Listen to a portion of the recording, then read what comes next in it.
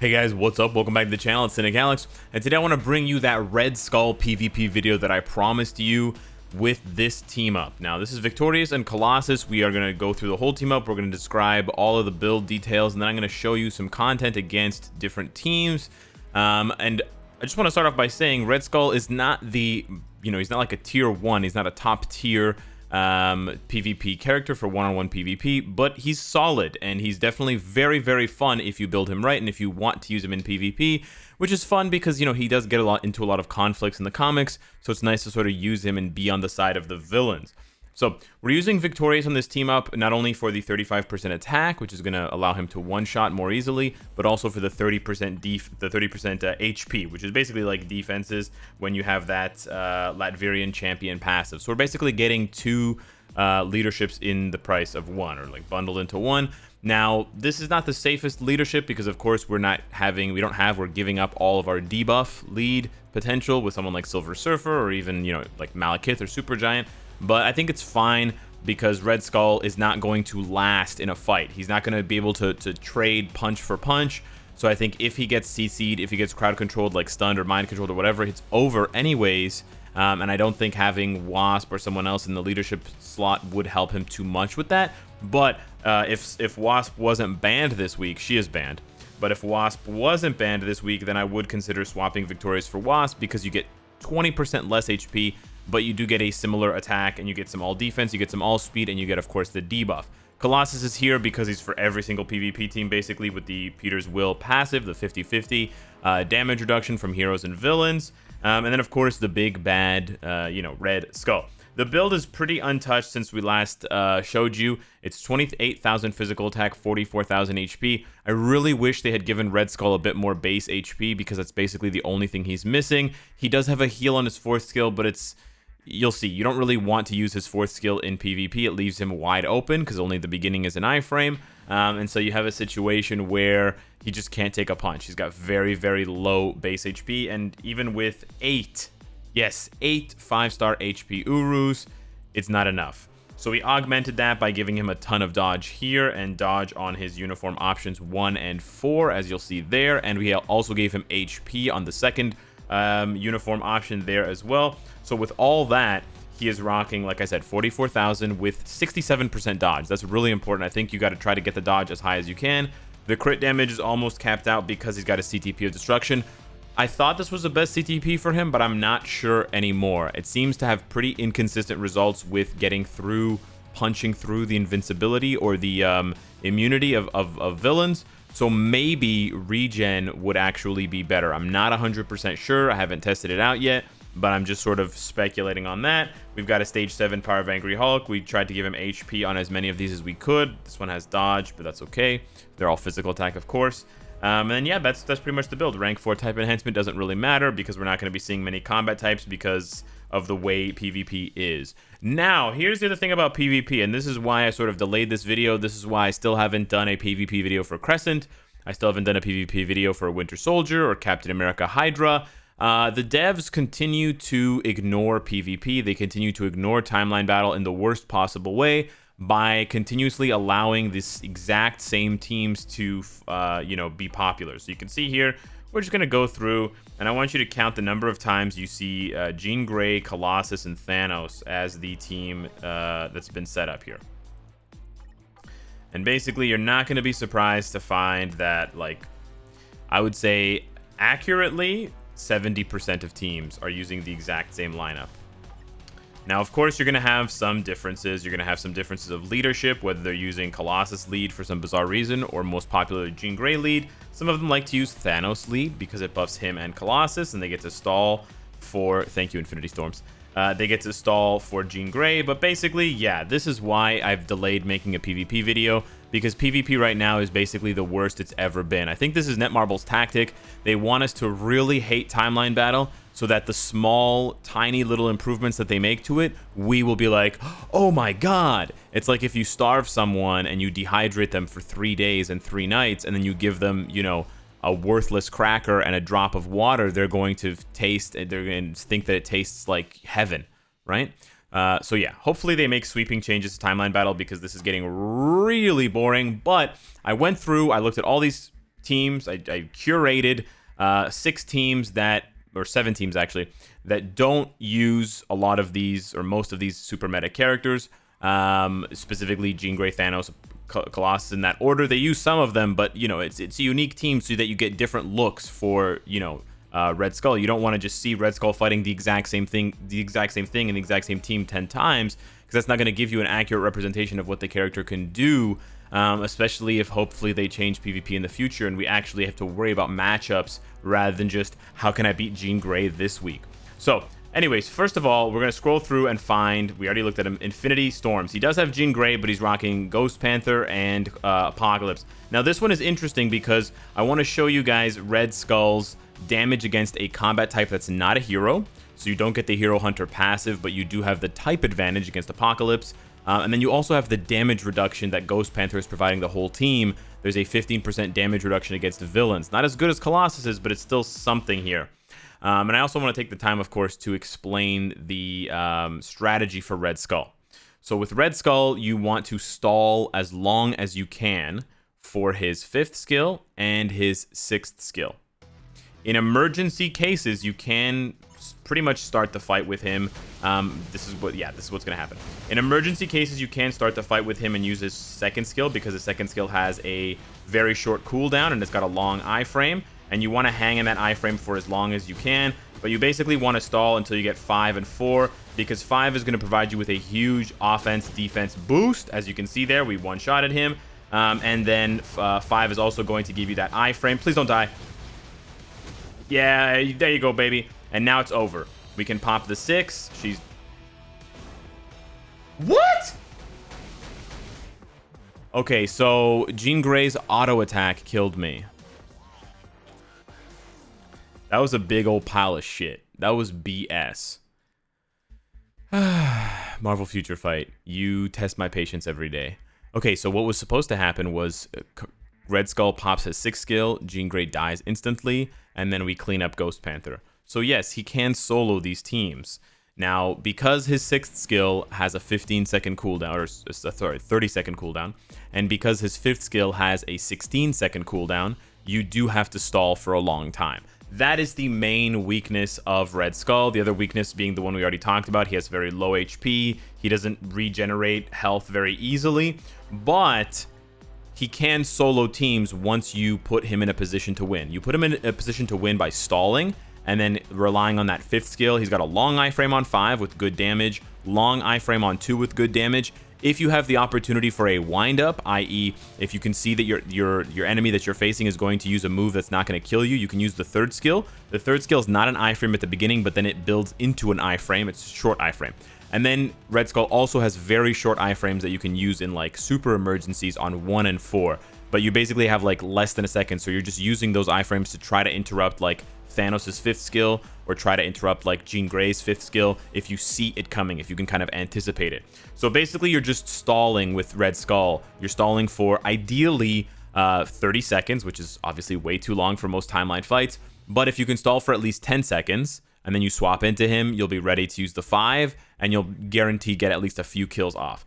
So teams like this, and this is not necessarily a bad team for PvP. Maybe some players would swap Nick Fury and Silver Surfer and then remove Nick Fury and add Colossus. But a lot of teams like to not put their strongest character, i.e. Jean Grey or Thanos, first. So this is actually really good if you are using if you are using Red Skull. Now, I will show you guys that Silver Surfer actually, he proves to be a bit of a headache for Red Skull himself. Silver Surfer might be the best counter to Red Skull when you're being auto-played. But here we're able to stall immediately for 10 seconds, so we've only got to worry about the last 6 seconds here. We're going to get the kill pretty easily on Nick Fury, and now we can go right into 5. We get the long iframe and the damage. We go back, we go into 2. Okay, we didn't get that. We can spam 2, which is really nice. And there you go. And we run away, and now we're going to actually do 5. Okay, wow, she was out of the way. Oh my god. Oh, wow. Okay, I made a mistake. So I never noticed this before, but the target, wow, that is so stupid. The targeting on Red Skull's 5th skill, man, the devs, man. The Marvel Future Fight devs. They're more worried about how it looks than actually how it performs. What a joke. Okay, so the targeting on his 5th skill is so bad that it will trigger the skill. You can activate the skill before the enemy is in range to be hit by the skill, which is as stupid as it gets. So basically what that means is you have to almost purposely let the enemy get closer to you, or for Red Skull, you can do 2 cancel 5. Risky, because you want the 2 off cooldown as much as possible, but it is a possibility. Here we stalled for 15 seconds, which is great. So now we can... Oh, wow. No, we can't. Wow. What a joke. Ladies and gentlemen, we're having some technical difficulties, but not to worry. Red Skull will reign supreme. There we had, of course, the type disadvantage against Nick Fury, on top of the fact that he decided to use his 4th skill at the perfect time, almost as if someone out there in the Netmarble offices were controlling Nick Fury and it wasn't being controlled by an AI. I've never seen Nicholas be this aggressive and this effective before, but we pop the 5 and then we go into the 2.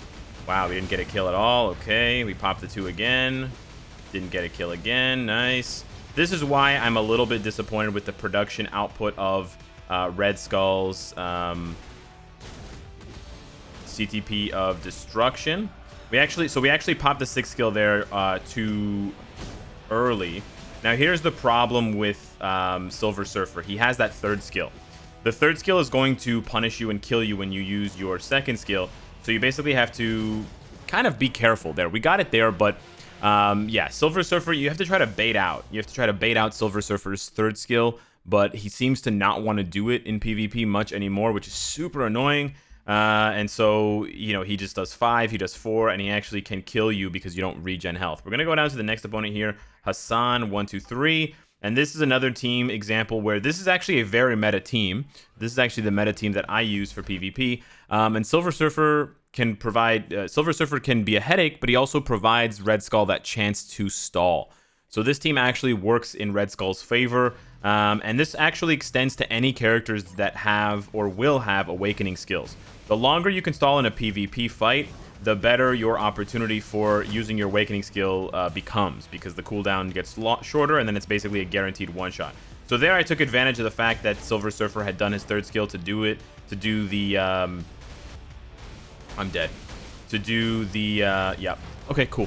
To do the 2nd skill and kill him. This is really the downside to PvP in Marvel Future Fight. You cannot showcase any characters anymore, and you can't have any kind of fun with PvP because as soon as Jean Grey does her 5th skill, your character's dead. And I don't want to hear any garbage about super armor and guard break immunity and Cynicalex. There's special circumstances where you lick your toe and you count to 5 and you pray 3 times to the gods of Netmarble. So we basically just have to keep replaying until she stops acting like a raging lunatic. And then hopefully we will have, you know, enough luck to do the combo properly and get the kill off. Here we might be able to get the kill. No, the nice thing is you can sometimes chain 5 into 2 and 2 into 5. So the nice thing with Red Skull is you get a nice 2-5-2 combo where you can, like, how did that not kill her? I don't understand. Yeah, we were 1 second off of doing the 6th skill. I'm not really sure how the devs can watch this kind of content and think that this is fair and balanced. Like, to see characters completely immobilized, completely crippled, like, I really don't understand where the actual balance comes into place. You can see you can ignore her 5th skill with his 5th skill sometimes. Sometimes. We're gonna run all the way down here. We really want to stall. There we go. See, sometimes you do get the one-shot when everything lines up, but other times you don't. But goodbye, Captain America. Oh, yeah, that Hero Hunter passive. Now, the one thing you do need to be careful of with Colossus is he'll kill you. A lot of your skills have physical damage, so you got to be really careful. I just used 2 and 6 for Colossus and maybe a little bit of 4. But you can get those kills off. Let's go for another team here, Lame Rider. Any other system for PvP would be better, you know, than what we have. Letting us use characters only once. Like, there's just so many better answers than what we have now. I would rather go back to the Wolverine Spider-Man meta than what we have right now. It's just so boring to see the same character every time. And to be in a situation where, like, you can't even kill these characters. Like, what is going on? How does she survive every attack? Oh, that's right, because she heals for 40,000 HP. Oh, that's right. Because Jean Grey heals more than any other character in the game. More than Deadpool and Wolverine, of course. Okay, let's see how this goes. So he's not a hero anymore, so we don't have the bonus. But you can see, oh, he doesn't have guard break immunity. Yeah, he's toast. And then we can just, and then the nice thing is with these awakened characters, once you get the awakened skill up, I haven't used the awakened skill much, but it's an instant KO. Like 30 seconds into the fight, it's an instant KO. So as long as the character can survive long enough, whether it's like dodge and iframes with Dr. Octopus awakened skill, or you're using HP and iframes in his 5th skill with Red Skulls, you know, awakened skill, you're eventually going to get to the point where it's just guaranteed one shot. This is an interesting team. I want to see if I can kill them. We've got basically everything loaded on Jean Grey. So she's got Jean Grey's debuff leadership. She's got Colossus passive, reducing my damage by 50%. And Victorious 30% HP. So this is a 200,000 HP Jean Grey with a CTP of regen. This should be interesting to see if I can actually kill her. First of all, we're going to have to survive for as long as we can. Again, the longer we can stall for, the better. So I think she's going to do her 3rd skill now. Yep. So we're actually going to stall into 5 to get the damage buff. And then we're going to try to one-shot her with 2. That didn't work. We get the 2 off again, and it did work. Awesome. Okay, that works. And we're basically just going to do the same thing again. Oh, we got the one-shot. It's over. Nice. We get the 5th skill. It's oh, whoa, whoa, whoa, whoa, whoa, whoa, whoa. Calm down. Wow, really?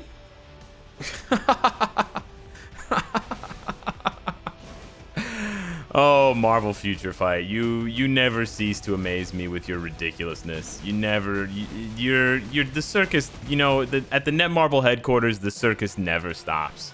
That's the beauty of it. If you want to be a clown, if you love the entertainment of clowns, Netmarble will never disappoint you. It's like a clown car. It's an infinite clown car.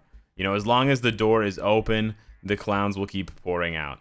So we're looking for one more team here. Captain Tier 3 Jean Grey with her leadership with an 85% damage reduction. That's right. 50% from Colossus and 35% reduction from Shuri. So this should be theoretically the tankiest type of Jean Grey, also with a CTP of regen for, you know, surviving the damage of Red Skull. So let's see what happens here. Oh, that was close. Let's try this again. Let's see if we can survive a little bit longer without... yeah, this is, like, not happening. I really don't want to start off the fight. Yep, see? This is just so dumb. She just killed 2 characters with 1 skill. Not even a tier 3 skill. How has this not been nerfed? How has this not been fixed? The devs are so lazy. All right, one more try to see if we can stall this fight just a little bit longer without Jean Grey taking a massive dump on Red Skull. Okay, I actually should have run away. Oh, she froze me there. We're going to be able to pop the 5 here. Get the roar off. There we go. So we get the kill even with Shuri and Colossus. Ah, so we almost got it. See, if we had just stalled for 1 second longer, the 5th skill would have come off cooldown and I could have chained 2 into 5. So a lot of work needs to be done, a lot of prep and a lot of planning in fight needs to be done for Red Skull to survive the complete BS of Jean Grey. But imagine how much better and how much stronger and dominant Red Skull would be if Jean Grey didn't exist. Yeah, he would be one of the top PvP contenders because he could basically one-shot every superhero in the game, which is really cool from a standpoint of view of villains finally having some sort of, you know, counter besides just Thanos every single freaking week.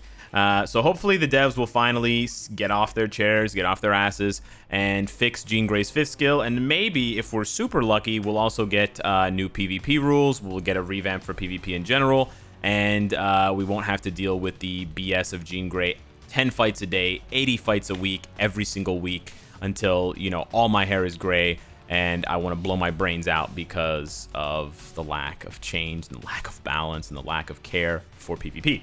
So, I really like Red Skull. I really hate Jean Grey. Thanks for coming to my TED Talk. It is a little bit frustrating to do PvP features because of the state of PvP and the fact that the devs don't care. But I will try to do more of these and do my best because they are fun, and I genuinely like PvP when it's not being a giant bag of dicks with Jean Grey. Thanks for watching. I'll see you in the next one. Take care.